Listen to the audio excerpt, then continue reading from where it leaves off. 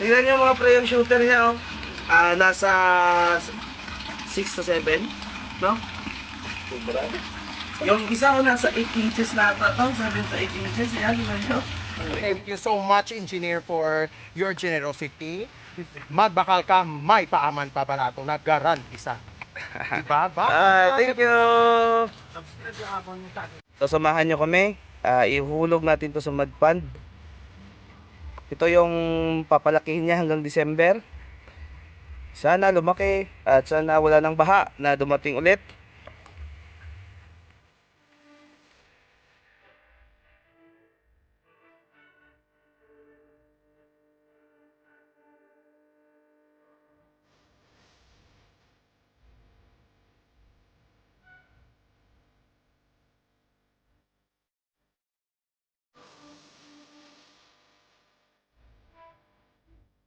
So pag nag-harvest to mga pre ay makakaburaot na naman tayo dito. So kukuha na naman tayo ng koi na walang bayad. So yung mga pre, isang mapagpalang linggo na naman sa inyong lahat. So welcome back sa channel ko. So for today's video mga pre ay nandito na naman tayo ulit sa kaibigan nating si Pare Tami. So sa mga subscriber natin na nagtatanong kung nasaan ba yung lugar na to, so nandito yan mga pre sa gilid ng Kujunan Elementary School. So dito yan sa barangay Kujunan, San Dionisio, Iloilo. So nasa northern part kami ng Iloilo. So mga pre, kung naalala nyo yung nakaraan na update ko sa kanyang mud pond na umapaw dahil sa baha. So nung nakaraan ay hinarvest niya na yung laman ng kanyang mud pond. So pasensya na mga pre, hindi natin yun na videohan kasi kung naalala nyo yung picking ng Kiutsuri sa Navarro Koi Farm, kasama natin si Boss Reynald Navarro, si Boss Rain Dicina at si Sir JR Prodigo, ay nagkasabay yung pag-harvest niya tsaka yung event doon sa Navarro Koi Farm, kaya hindi tayo nakapag-video mga pre. Pero ngayong araw ay sinadya ko dito yung kaibigan natin kasi wala akong magawa sa bahay at nababagot ako. So ipapakita ko sa inyo mga pre yung mga na-harvest niya na mga koi. At mamaya ay samahan nyo ako. Yung mga selected na koi niya na mga 2.5 inch ay ilalagay natin sa kanyang isang bakanting mud pond. At papalakihin niya ito hanggang December. So yung mga pre, sa mga subscriber natin dyan na patuloy na sumusuporta sa channel ko, so maraming salamat mga pre. At kung ikaw na nanonood ngayon ay napadpad o napagawi lang sa channel ko at hindi ka pa nakapag-subscribe, so pakiclick naman po yung subscribe button. Tsaka i-hit na rin yung notification bell para updated ka sa mga videong katulad nito. So mga pre, tara, samahan nyo ako. Punta tayo doon.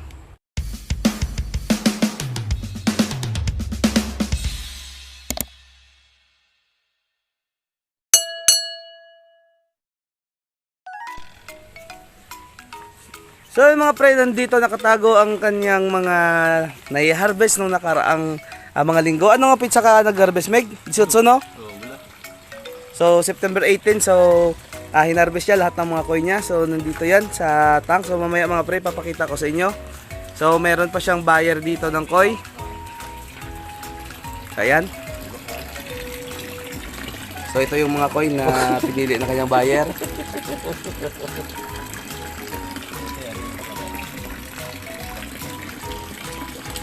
Naman ko lang yung isda. Wala kang tabal iba yung isda. So ito yung mga hinarvest ng mga pre, oh. Tingnan nyo. Yan. Damo shooter mo, make naman katag ko. Sabi yung shooter. Tingnan nyo mga pre yung shooter niya, oh. Nasa 6 to 7, no? Sobra. Yung isa ko nasa 8 inches na ata to, 7 to 8 inches. Ayan, tingnan nyo. Ito yung dahilan mga pre kung bakit hinarvest siya ng maaga yung mga koi na to. Kasi tingnan nyo yung mga shooter, ang lalaki. So hindi natin alam kung ilang piraso na yung nakain na dito sa mga kapatid niya. What? Pero at least yung mga natira dito na maliliit ay halos magkasing laki sila. So nasa 2.5 to 3.5 inch yung size na makikita mo rito. Pwera na lang sa mga shooter na nasa 6 inches, 7 inches at saka 8 inches na yan. Yan.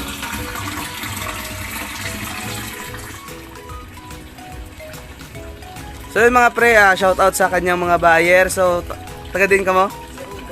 So taga Cerudo, Sara Iloilo. So pumunta pa sila dito sa Barangay Kujunan, San Dionisio para bumili ng koi. So maraming salamat sa pagbili. So shout out sa inyo.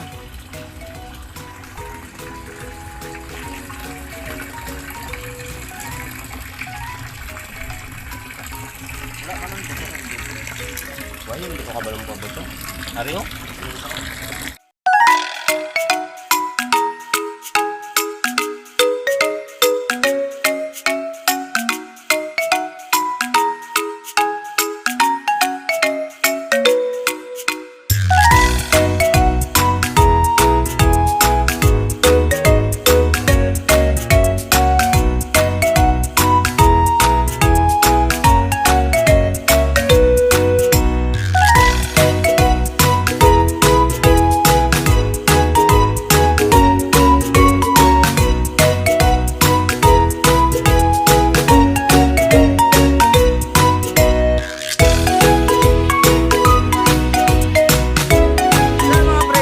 Mga buyer ng koi ng ating kaibigan si Pare Tommy. So, pangalan?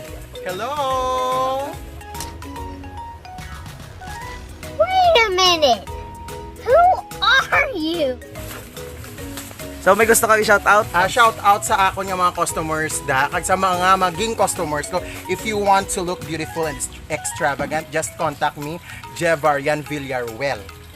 500 only for your rebond and 700 rebond with treatment. Yes, it's Jevarian Villaruel on my Facebook account. Give me a good old rub. Yeah, boy, oh, man. So, Thank you so much, engineer, for your generosity. Magbakal ka, may paaman pa barato na garantisado. Diba? Bye! thank you! So yung mga pre, yung mga selected na koi na to nasa mga 2.5 inch. So ayan sila, tingnan nyo yung kaganda oh. Ang ganda ng mga pattern nila. So sinelect to ni Pare Tommy. Ilalagay niya sa isang mud pan niya doon na bakante. So papalakihin niya to mga pre. So yan, tingnan nyo. Close up natin. Yan, tingnan nyo. Mga ano namig no? Mga showa, sangki, genren nga no, genren na Yamabuki. So ito na yung mga pre oh, yung ilalagay niya sa madpan niya. So ayan, tingnan niyo. Mga 50 plus nimig no. Sobra pa ano sa 50. So ayan mga pre, tingnan niyo. Yung mga pattern niya, so yung mostly ng na-i-produce niya ay large scale tsaka genren. So ayan, tingnan nyo mga pre yung pagka-genren nyo. Yan, ang ganda. So yung iba mga pre ay mga large scale. Talagang maganda yung pagkahawi ng genren nila sa likod. So yan, tingnan nyo mga pre. Yun.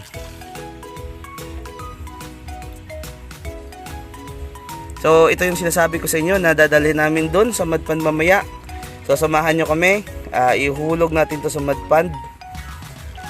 Ito yung papalakihin niya hanggang December. Sana lumaki at sana wala nang baha na dumating ulit. Kung meron pa doon, oh.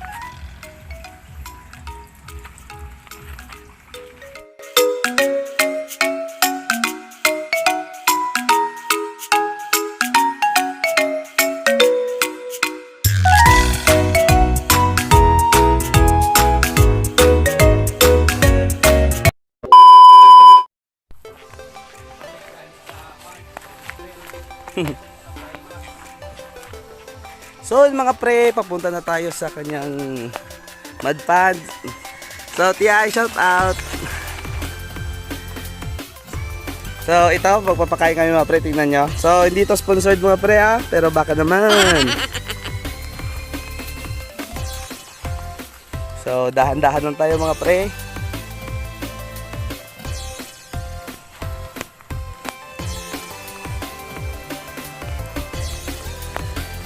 So nakakatakot mga pre yung dike niya, ang liliit sa bigat natin, baka mawasak.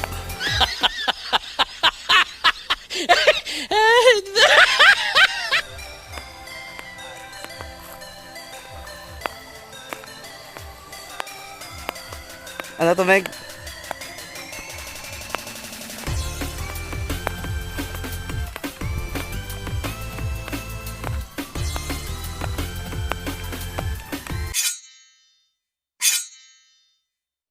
So yun mga pre, ay ilalagay na natin yung mga koi.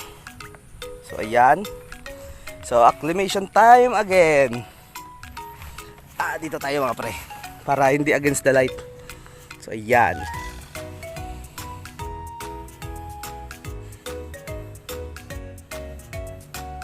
So yun mga pre, sa area na yon, kung naalala nyo yung last natin na vlog, yung mga fry ng Jinren Hyphen Ochibanya, so nandun yun mga pre.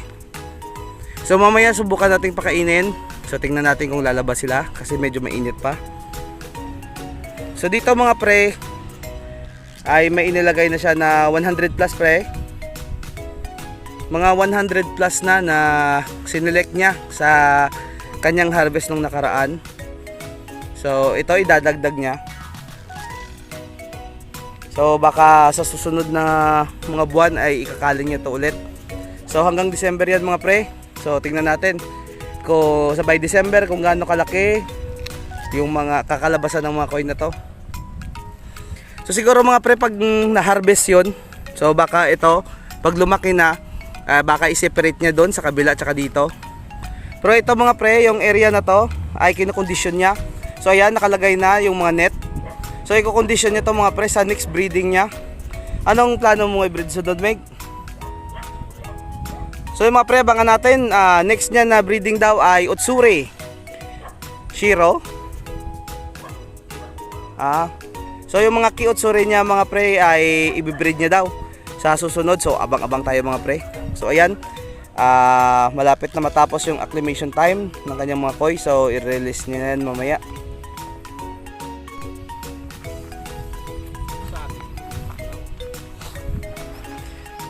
So yun mga pre, sa mga hobbyist natin na gustong mag-alaga ng mga koi. So tandaan nyo mga pre, ito yung isa sa pinaka-importanting part ng pagta-transfer ng isda, yung gradual acclimation. So unti-unti nating sinasanay ang ating mga isda sa bagong temperatura, sa bagong timpla ng tubig. So wag na wag nyo mga pre, itatapon lang agad. Kasi maraming casualty yung mangyayari dyan. So ayan mga pre, tingnan nyo. So ina-acclimate ng mabuti yung mga koi na to. At unti-unti silang sinasanay sa bagong timpla ng tubig dito sa mud pond. So yan. At isa pa mga pre na rason kung bakit kailangan i-acclimate, kasi dito ang temperatura dito sa mud pond ay iba. So iba naman yung temperatura doon sa concrete. So napakalayo ng temperatura ng dalawang lalagyan. So dapat i-acclimate to mga pre.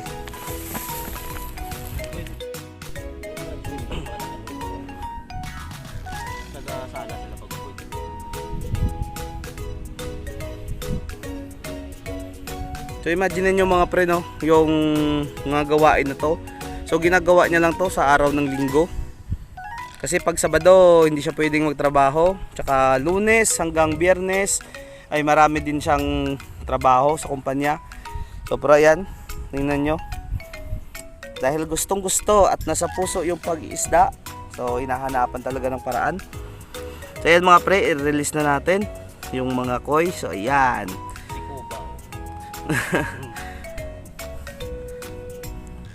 So sana lumaki kayo at wag mamatay.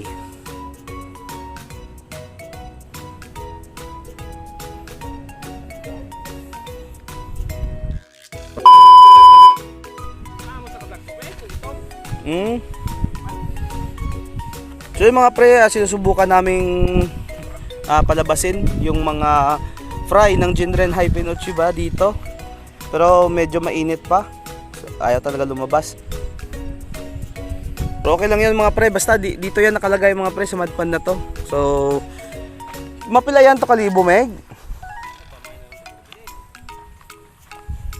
May 5 mil.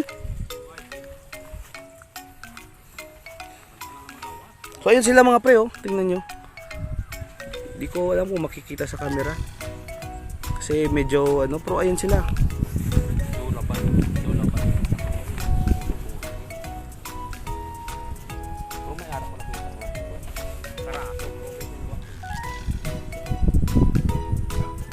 Hindi makita sa camera mga pre kasi yung PO1 ay yung iba nagsisink. So doon na lang sila kumakain sa ilalim.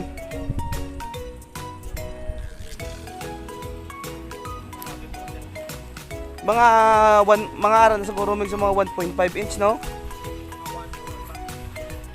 So, nasa 1 inch na yung mga fry dito.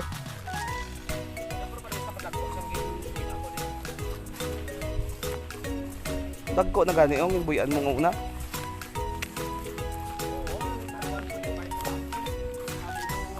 Mga ano na to, mga 2.5 inch na. So na gani iba no kasabay sa ito mo. Aga sabay sa mga dikulot.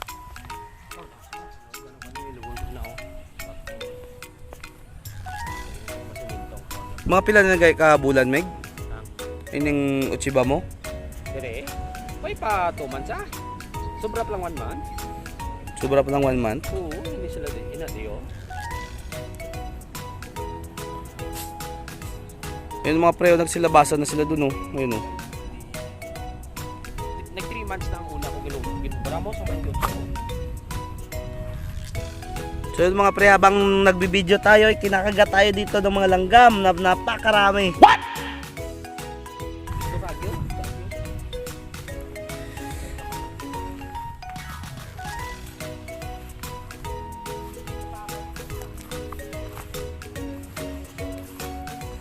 Ay, tingnan nyo mga pre, habang lumalapit tayo, nawawala sila.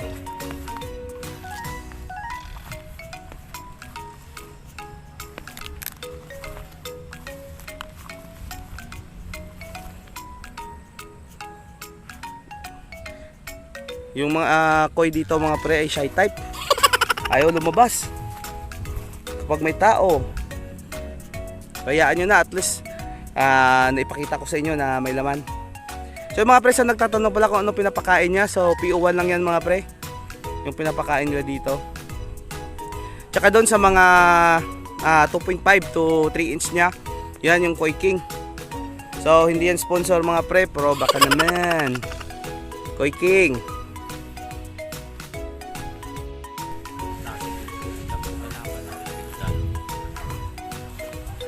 So ayaw talaga mga pre makita sa camera. Ayun sila sa sana, oh. Ayun, oh. Tingnan nyo mga pre yung galaw ng tubig. So yan, oh. Yan. So as usual mga pre, yung mga koi dito shy type na naman, na kapag nilapitan natin ay nawawala. Pero ayun sila mga pre, tingnan nyo. Yan. So marami rin to mga pre.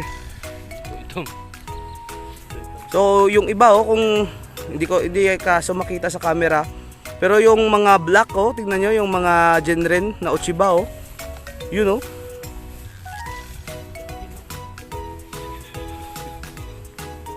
So yung mga pre, oh, napakaraming Uchiba, oh, ayun, oh. Yung mga orange na, yung mga kuhako na yun mga pre ay dinagdag na lang sa una niyang pag harvest ng kanyang koi. So yung unang sizing niya, yung napakaliit na nasa 1 to 1.5 inch ay dinagdag niya dito. Kaya nagkaganon. Ayun, oh. Yun sila, oh. Try natin, i-zoom natin ulit. Ayun sila mga pre, oh. Napakarami nila. Ayun pa, oh. Yan. Kaso pag dilapitan natin mga pre, nawawala. Ito, ito mo. Sabay yun. Ayun sila, oh. Lagpo lang ito. Yan.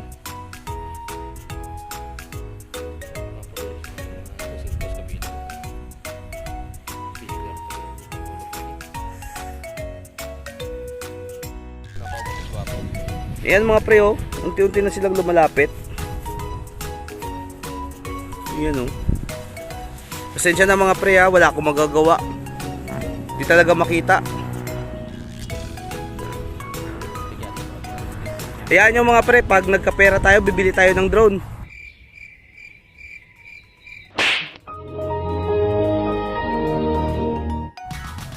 So papalit pa rin natin yan para makita nyo.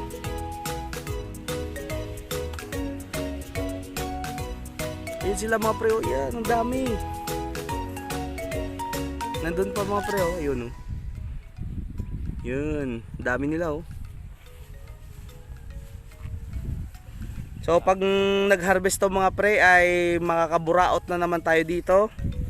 So kukuha na naman tayo ng koi na walang bayad. Seriously, what the fuck are you doing? So mga pre, dito naman tayo sa kabilang mud pond. So titingnan natin kung kamusta na ba yung mga koi doon. So Boss Joel Balay to, yung naibigay mo sa akin ng mga koi, ng mga sangke at chowa. So nilagay ko dito sa mud pond kasi wala akong mapaglagyan at gabi na. So dumiretso na ako dito at binigay ko sa kanya. So shoutout sa iyo, boss. Sana nanonood ka ngayon. So ayan mga pre, nandito na yung mga malalaki niya na koi. So ayan sila. So mostly dito mga pre, mga kuhako, sangke, shawa, kabuto. Ayun oh, yung kabuto, malaki oh. So yun oh, yung red belly tumeg. Yung karaso na red belly, andun oh. So pasensya na mga pre kasi against the light tayo. So ito lang yung posisyon na pwede nating tungtungan. Purahin sila mga pre oh. Yan. So yung iba dito mga pre nasa 8 inches, 7. Yun know, yung iba malalaki na talaga, nasa 10 na. Ano? Mga pinakabilog na din sinimig. So mga pre-estimated nasa 60 pieces yung laman dito. So yan sila oh. Yan.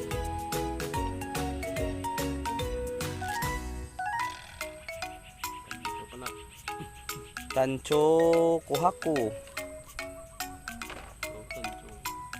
Malalaki na yung ano, yung red belly na karaso.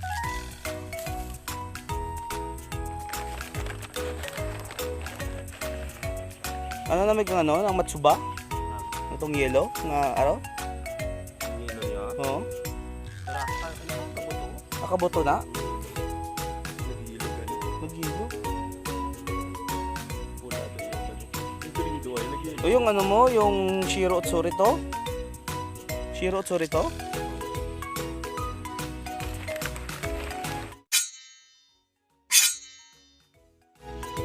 Parang palang taon ng koy. So yun mga pre, nandito tayo ngayon sa main pond ni Pare Tami. So sobrang init ng araw, kaya ganito yung kulay ng kanyang tubig kahit may UV light na. So yun mga pre, ito yung dinding mong ano nga Otsuri. Tara oh. Tara, pwede na lang. Gabusong na. Ang ano Shiro? King at choro. Aki. Hi. Yelo man na. Yelo na yan. Yelo na. Ito yung pulaw. Tara yan, pulaw. Pulaw. So ito mga pre, oh, ito yung Otsuri na Yelo. kanyang ibibreed sa susunod. So ito sila. At puro lalaki oh. Gamay no. Gamay no. Lalaki no. Kaya bro. Pinakabilog lakyaw. Isa. Para lang guro. Parisan mo to sa to isang isa. Para guro para ko kabuto. Do ka kabuto. Hello Nini. Hi, say hi Anay. How old are you?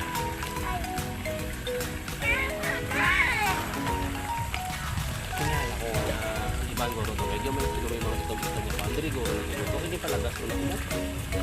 Ano to eh? Batik-batik. Kwan. Ang kay Sir Yapid na din. Ito. Guro mo. Guro mo. Nilay guro mo. Tagara o. Ari nga daan mo. So So yun mga pre, tingnan nyo yung pleko niya oh. Sobrang laki ng pleko na to. Mga nasa 16 inches na siguro na ako.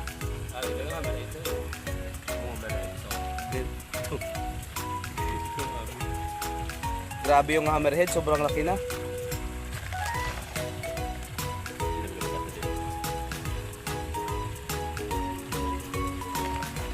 Tingnan mo yung albino na hammerhead niya oh. Nung binili namin to, nasa 2.5 inch pa lang. Grabe yung hammerhead, tingnan nyo mga pre, kung nakikita nyo. Yan, ang laki. So siguro nasa 20 plus na yan inches. 24. So tingnan nyo mga pre, merong nag-iisa dito na kakaiba sa lahat. Ito yung Shogunkin mga pre ha, tingnan nyo. Napakalaki Shogunkin mga pre at bulag to mga pre. Kailan may katuig ka ni Meg? 2 years? So humigit kumulang nasa 2 years na nandito yan mga pre. So survival yan ng lahat ng mga isda dito.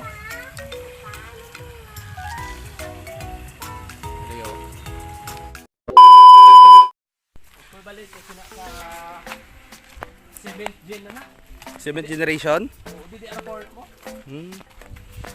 So mga pre, wala kaming magawa ngayon. Pumunta ako dito, so ginutom kami mga pre, so pupunta kami sa Sumayan, dun sa may plaza. So ayan mga pre, update ko kayo. So mga pre, nandito na kami ngayon sa plaza, so kakain muna kami ni Pare Tami ng siomai. So yan yung mga kaibigan natin, nagbibilad ng mais, so shoutout sa inyo lahat. Pre, tubang guys camera pre. Hindi magkatubang sa camera. Ayan ay nan.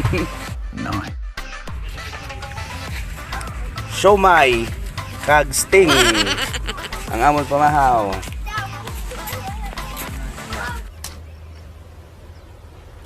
Wait a minute. Who are you? Te, sino yung mo shoutout? Wala.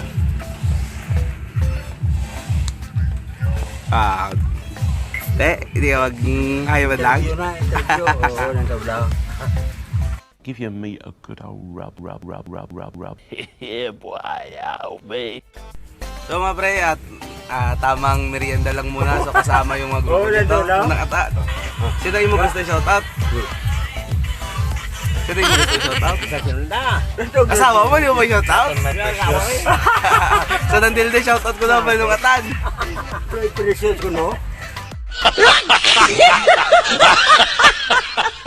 So mga pre, bago natin tapusin yung video na to, so gusto ko munang i-shoutout yung mga subscriber natin na nagpapa-shoutout. So mga pre, yung request nyo ay nandito na, so shoutout sa inyong lahat.